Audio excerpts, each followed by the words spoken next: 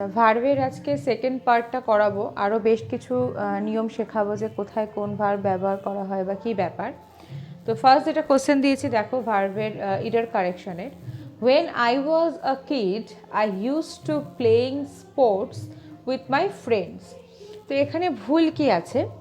ভুল এটাই আছে যখন কোনো কাজ করা হয়েছিল, মানে পাস্টে করা হয়েছে কিন্তু সেটা কোনো অভ্যাস নয়, কোনো অভ্যাসগত কাজ নয়, পাস্টে করা হয়েছিল বা করা হতো এরকম একটা কিছু কাজের কথা বলা হয়, এবং তার সাথে যদি ইউজ টু কথাটা থাকে তাহলে জানবে, তাহলে ইউজ টুর পরে কখনোই জিরান্ট বসতে পারে না, মানে ভার্বের আইএনজি বসতে পারে না যদি সেই ঘটনাটা কোনো রকম অভ্যাস না বোঝায়। যদি এটা কোনো অভ্যাস কাজ বোঝাতো, যে আমার অভ্যাস ছিল বা আমি এই কাজটা করতাম একদমই, বলছে যে আমি খেলতাম, এবার সে রোজ খেলতো কি তার অভ্যাস ছিল কি তার কি সেটা এখানে বলা নেই, কি একদিন খেলেছে। তো যখন সেন্টেন্সে আমাদের কোনো অভ্যাস বোঝাবে না তখন যদি ইউজ টু থাকে তাহলে তার পাশে কিন্তু আইএনজি বসবে না, তাহলে সেন্টেন্সটা কী হবে, এখানে প্লে হয়ে যাবে, এই প্লেইংটা হয়ে যাবে প্লে। সেন্টেন্সটা হবে when I was a kid I use to playing sports with my friends, তাহলে এখানে এই আইএনজিটা হবে না, ঠিক আছে। আচ্ছা, নেক্সট 2 নম্বর দেখো, this office is not as big than the other office. তো এখানে আমরা সেন্টেন্সটা শুনেই বুঝতে পারছি এখানে কি করা হচ্ছে, এখানে কম্পেয়ার করা হচ্ছে দুটো জায়গা, যে এই অফিসটা আগের অফিসের মতো বড় নয়। তো যখন এরকম কোনো কিছু কম্পেয়ার করা হয়, ঠিক আছে, তখন আমাদের মনে রাখতে হবে সেটা কিন্তু অ্যাজ থাকলে তার পরেরটাতে কখনোই দ্যান হয় না, এবং অ্যাজের সাথে যদি কোনো অ্যাডজেক্টিভ থাকে তখন। এখানে দেখো অ্যাজ আছে, তারপরে বিগ মানে একটা অ্যাডজেক্টিভ, এখানে বিগ থাকুক, গুড থাকুক, স্মল থাকুক, যাই থাকুক অ্যাডজেক্টিভ ব্যবহার হয়েছে যেহেতু, তো আমাদের মনে রাখতে হবে যে অ্যাজের সাথে যদি কোনো অ্যাডজেক্টিভ থাকে তাহলে সেখানে আমাদের দ্যান ব্যবহার করা হয় না। কি ব্যবহার করা হয়? অ্যাজের সাথে নিয়মটা হচ্ছে অ্যাজের সাথে যদি কোনো অ্যাডজেক্টিভ থাকে তাহলে তার সাথে আবার অ্যাজ বসে, দ্যান বসে না। তাহলে এখানে আমার দ্যানটা মুছে যাবে, মুছে গিয়ে এখানে কি বসবে, আমাদের অ্যাজ বসবে। তাহলে কি হলো, this office is not as big as the other office. Okay, number 3, walking up early was hard at first but now I am used to do it।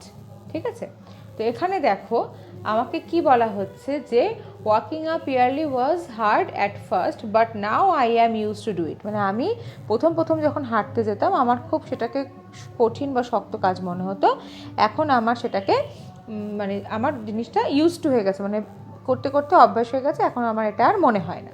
তা আমি 1 নম্বরটা করানোর সময় বলেছিলাম যে ইউজ টুর সাথে যদি কোনো এমন সেন্টেন্স থাকে যেখানে একটা অভ্যাস বোঝায় যে কাজটা আমি রেগুলার করি, তাহলে সেইখানে আমরা ইউজ টুর পাশে কি বসাবো, জিরান্ট বসাবো। কিন্তু এখানে দেখো ডুটা কি আছে, নর্মাল ডু আছে, তাহলে এখানে ডুটা কি হয়ে যাবে, এখানে ডুটা হয়ে যাবে আমাদের ডুইং, কারণ এখানে ইউজ টু আছে প্লাস আমার কাজটা একটা অভ্যাস বোঝাচ্ছে, তাই এখানে সেন্টেন্সটা হবে ডুইং। তাহলে কি হয়ে যাবে না, walking up early was hard at first but now I am use to doing it.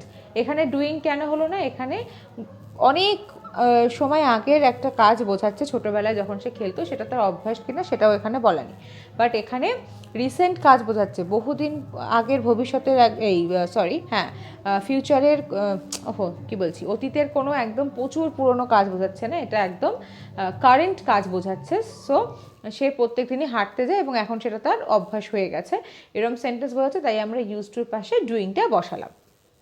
4 নম্বর দেখো, they did not think that the house was enough big. বলছে সে মনে করে না যে বাড়িটা যথেষ্ট বড়, কিন্তু এখানে ভুল কি আছে দেখো, আমরা যখন এনাফ ব্যবহার করি, ঠিক আছে, তখন এনাফের সময় আমাদের মনে রাখতে হবে যে যদি অ্যাডজেক্টিভ ব্যবহার করি তাহলে এনাফটা সবসময় অ্যাডজেক্টিভের পরে বসে, আর যদি নাউন ব্যবহার করি তাহলে এনাফ ওয়ার্ডটা সবসময় নাউনের আগে বসে।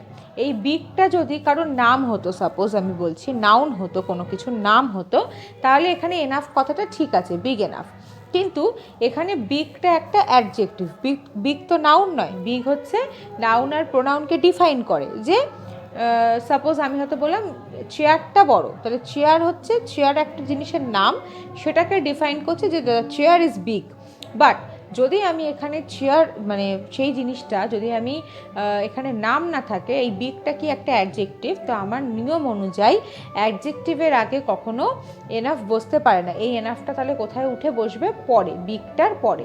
বাট এখানে যদি কোনো নাউন থাকতো, রাম শ্যাম যদু মধু চেয়ার টেবিল ফোন খাতা বই যাই থাকুক না কেন, তাহলে যদি কোনো নাম থাকতো তাহলে তার আগে এনাফটা হলে ঠিক হতো। তাহলে সেন্টেন্সটা কী হবে? এনাফটা এখানে হবে না, কারণ নিয়ম হচ্ছে অ্যাডজেক্টিভের আগে এনাফ হয় না, অ্যাডজেক্টিভের পরে এনাফ হয়।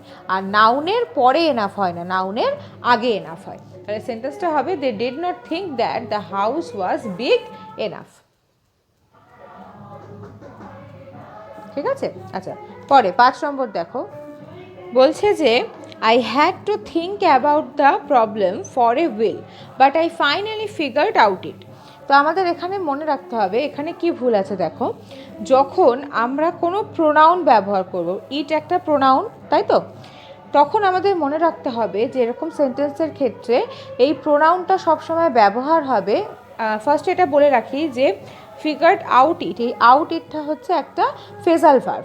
ফেজাল ভার্ব কিন্তু অ্যাকচুয়ালি দু রকমের হয়। আউট ইট যেমন একটা ফেজাল ভার্ব, এই ফেজাল ভার্বটাকে আমরা সেপারেটও করতে পারি। ঠিক আছে? সেপারেট কিভাবে করতে পারি? আউট কথার মানে একটা, ইট কথার মানে আলাদা।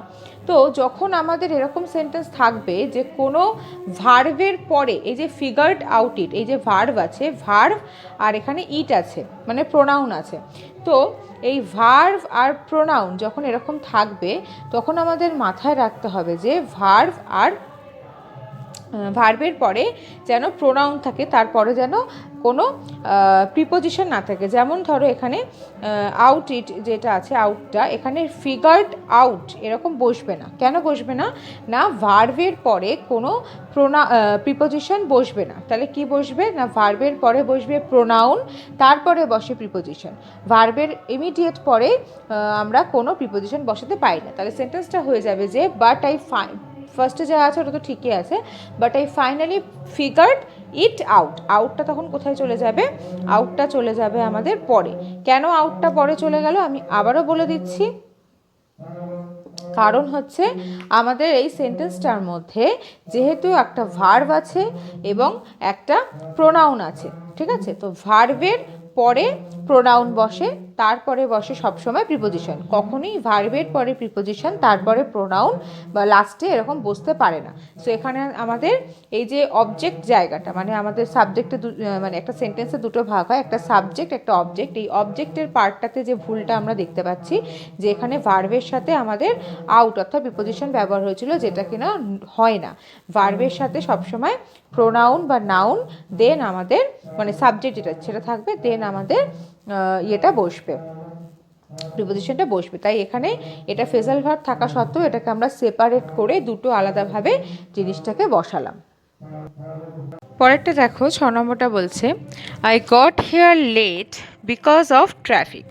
তো এখানে ভুল কি আছে দেখো, আমরা এখানে এই যে বিকজ ওয়ার্ডটা ব্যবহার করেছি, এই বিকজের পরে আমরা দ্য ট্রাফিক বসিয়েছি।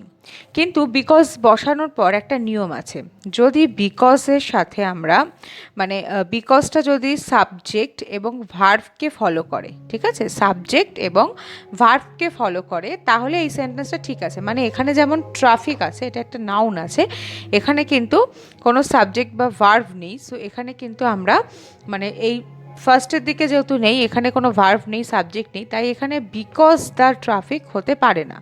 কেন হতে পারে না? না নিয়ম হচ্ছে যে আমাদের যদি কোনো সেন্টেন্সে বিকজ থাকে তাহলে তারপরে যদি মানে বিকজের পরে যদি নাউন বা জিরান্ড থাকে, আইএনজি ওয়ার্ড থাকে বা নাউন থাকে, তাহলে বিকজের পরে আমাদের একটা অফ বসাতে হবে। তাহলে সেন্টেন্সটা হবে I got here late because of the traffic. তাহলে অফ কখন বসে?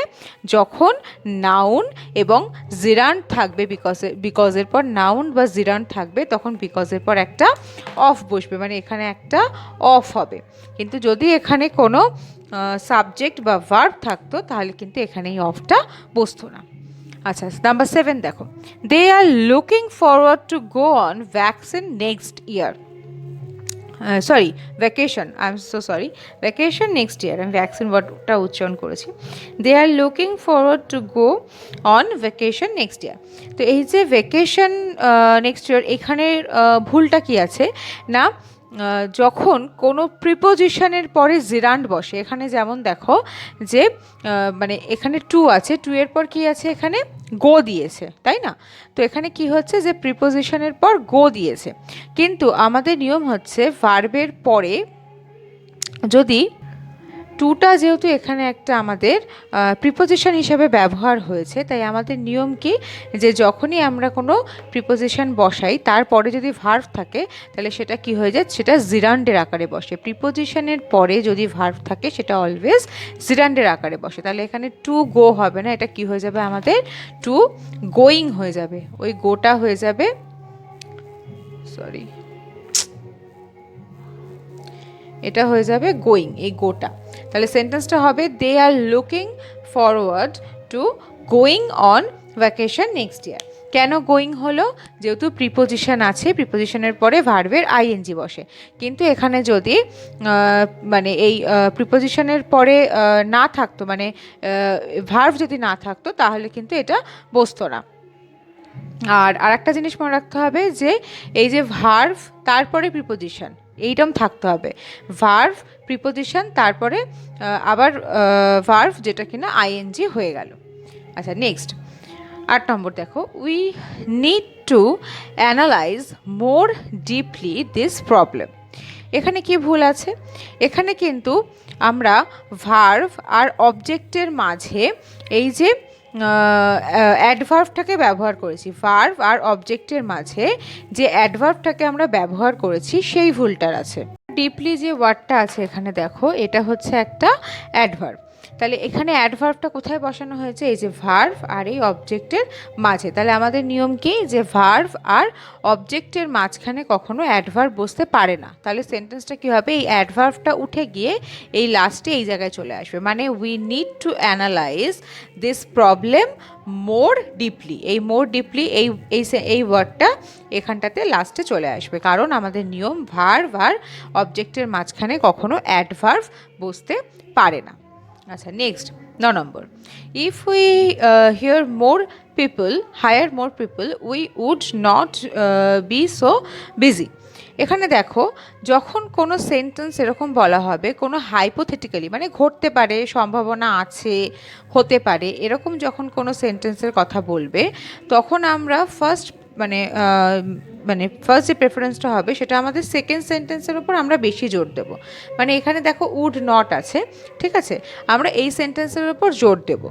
কিন্তু ধরো এখানে এরকম বলা হতো যে এখানে যেমন বলা হচ্ছে যে ইফ, এই যে যদি, মানে একটা সম্ভাব্য একটা ব্যাপার আছে, হতেও পারে নাও হতে পারে, এরকম আছে বলে এখানে কি করা হচ্ছে না, এই সেন্টেন্সটার মধ্যে আমরা we would not be so busy এই জায়গাটাকে চেঞ্জ করছি না, এখানে উড নটটাকে আমরা উড নটই রেখে দিচ্ছি, কিন্তু আমরা ফার্স্ট পার্টটাতে চেঞ্জ করছি। ইফ উই, এখানে হায়ার আছে, এটা কি হবে, হায়ার্ড, একটা ডি যুক্ত হয়ে যাবে, কারণ এখানে আমাদের সম্ভাব্য মানে ঘটতে পারে এরম বলছে। কিন্তু এটাই ধরো এরকম বলা হতো যে if we hire more people we, মানে এই সেন্টেন্সটাকে যদি এখানে ফার্স্টটাতে প্রেশার না দিয়ে সেকেন্ড সেন্টেন্সটাতে, মানে এখানে চেঞ্জ থাকতো, এখানে উড নট হয়ে এটা যদি এরকম থাকতো ওন্ট,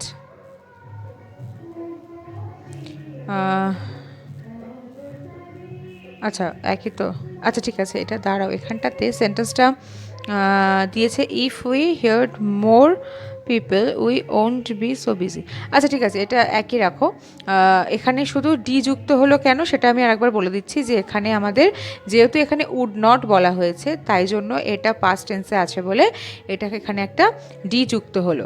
যদি এটা উড নট না থাকতো, অন্য কিছু থাকতো, তাহলে এটা এখানটাতে ডিটা যুক্ত করতে হতো না।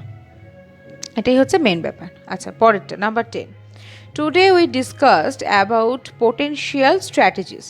এখানে কি ভুল আছে দেখো, ডিসকাসের পরে সবসময় মাথায় রাখবে এই জিনিসটা, যে ডিসকাস ওয়ার্ডটার পরে কখনো অ্যাবাউট বসতে পারে না। ঠিক আছে, ডিসকাসের পর কখনো অ্যাবাউট ব্যবহার হয় না, এটাই ভুল আছে, তাই অ্যাবাউটটা এখানে হবে না, এখানে হবে today we discussed potential strategies. যারা ব্যবহার করো ডিসকাসের পর অ্যাবাউট, তারা জেনে নাও কখনো সেটা ব্যবহার হয় না।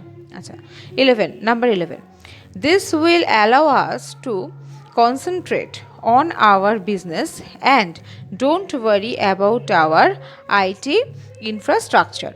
তো এখানে যেটা ভুল আছে সেটা হচ্ছে যখনই এরকম ওয়ারিং ওয়ার্ড থাকবে, এখানে এই সেন্টেন্সটা কিন্তু একটা নেগেটিভ ইনফিনিটিভে আছে। নেগেটিভ ইনফিনিটিভ কেন? দেখো, ডোন্ট ওয়ারি, এই যে এই ধরনের জিনিসগুলো মানে হচ্ছে একটা মানে এটা কি বলবো, এটাকে আমরা ইম্প্যারেটিভে আনতে পারি না, মানে যেহেতু এটা নেগেটিভ ইনফিনিটিভে আছে ওয়ারি কথাটা, এই ওয়ারি কথাটা যখনই থাকবে তখন জানবে যে সেন্টেন্স সবসময় কিসে থাকে, এই ওয়ারি ওয়ার্ডটাই এরকম, যেটা কিনা নেগেটিভ ইনফিনিটিভের সংকেত দেয়।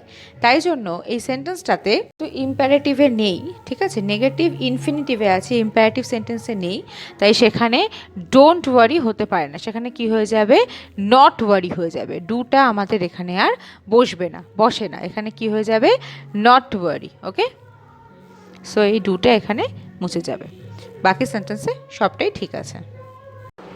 পরেরটা বলছে 12 নম্বরটা, they gave him more responsibilities due to he is handling his current responsibilities very well.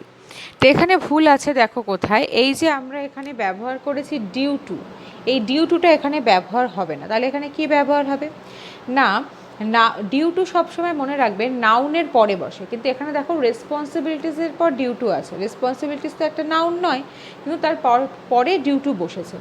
কিন্তু সাবজেক্ট প্লাস ভার্বের পাশে কিন্তু কখনো, এই যে এখানে সাবজেক্ট আছে এবং তার পাশে আছে ভার্ব, তো সাবজেক্ট প্লাস ভার্বের পাশে কিন্তু কখনো ডিউ টু বসে না। ডিউ টু কোথায় বসে, মানে এখানে কি বসবে, এখানে বসবে হচ্ছে সিন্স বা বিকজ, ঠিক আছে। ডিউ টু কিন্তু নাউনের পাশে বসে, বাট এখানে দেখো নাউন নেই, ঠিক আছে। তো ডিউ টু বসে নাউনের পাশে, এবং যখন এখানে সাবজেক্ট আর ভার্ব থাকবে, সাবজেক্ট প্লাস ভার্বের পাশে সবসময় বসে এখানে কি হবে, সিন্স অথবা বিকজ, দুটো দিয়েই সেন্টেন্সটা হতে পারে, দুটো দিয়েই সেন্টেন্সটা ঠিক হবে, হয় সিন্স হবে অথবা বিকজ হবে। বিকজ স্পেলিংটা পুরো লিখলাম না, বি আর জেড লিখলাম, তোমরা আশা করি বুঝে যাবে। ওকে, তারপরে কিছু দেখো, they would not let me to leave early today even through I had something really important to take care of.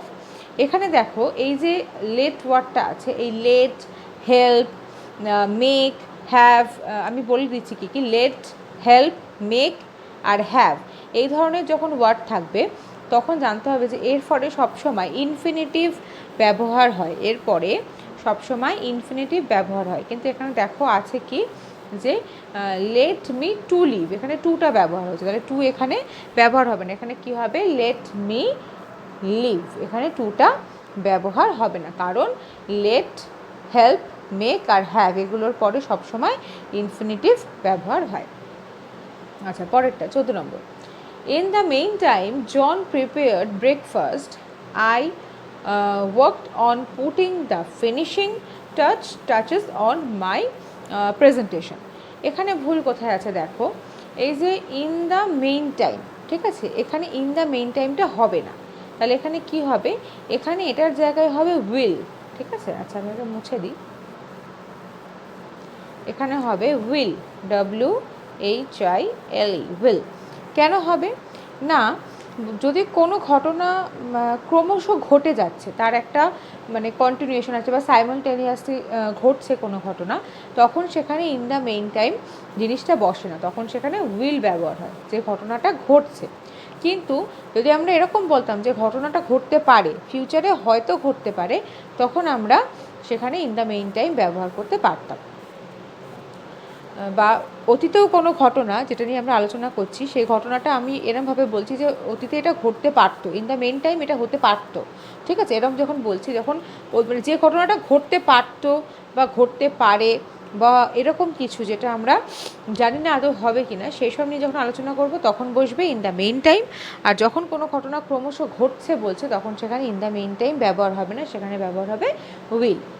আচ্ছা, লাস্ট 15 নম্বর দেখো, I wish to have a relaxing vacation this December। যখন আমরা কোনো কিছু এরকম বলবো যে এটা হতে পারে, মেবি, ঠিক আছে, এটা হতে পারে। ইফ এখানে যদি লেখা থাকতো ইফ আই উইশ, তাহলে এখানে উইশ কথাটা ঠিক থাকতো, কিন্তু এখানে দিয়েছে আই উইশ টু হ্যাভ, আমি চাইছি। যখন আমরা চাই যে কোনো কিছু ঘটুক, তখন সেখানে কখনো উইশ হয় না। আমাদের ইচ্ছা যদি হয়ে থাকে যেটা ঘটবে বা কিছু, তখন সেখানে হোপ হয়, ঠিক আছে। কি হয় না, হোপ হয়, HOPE, হোপ। বাট এখানে যেহেতু এখানে উইশটা হবে না, কেন না, এখানে আমি বলছি যে আমি এটা চাইছি, যেহেতু আমি কাজটা করতে চাইছি, তাই এখানে হোপ হলো। যদি আমি এখানে বলতাম যে যদি এটা হতো, এটা হলে, এটা আমার ইচ্ছা ছিল, এরকম যদি আমি বলতাম, বা এটা আমার ইচ্ছা আছে, যদি হতো, এই যদি ওয়ার্ডটা যদি চলে আসতো, ইফ ওয়ার্ডটা চলে আসতো, তখন এখানে উইশটা ঠিক ছিল। তো আমি টোটাল 15টা নতুন ভার্বের নিয়ম করালাম। তোমরা দেখো, অসুবিধা হলে আমাকে জানাবে। আর তোমাদের ভার্বের ক্লাসটা একটু লেন্দি হতে পারে, আশা করি তোমরা একটু ধৈর্য রেখে ক্লাসটা করবে এবং পুরোপুরি শিখবে। আমি নেক্সট ডে এটা লাইভ ক্লাস রাখবো, ঠিক আছে, কারণ যতটা আমি এর আগের দিন করছি তার উপরে এক্সারসাইজ মোটামুটি একটা তোমাদের আইডিয়া দিয়েছি। এরপরে আমি ওই ভার্বের ওপরেই নতুন জিনিস শিখিয়ে তারপরে আমি বাকি আবার এরকম এক্সারসাইজগুলো করাবো। Thank you.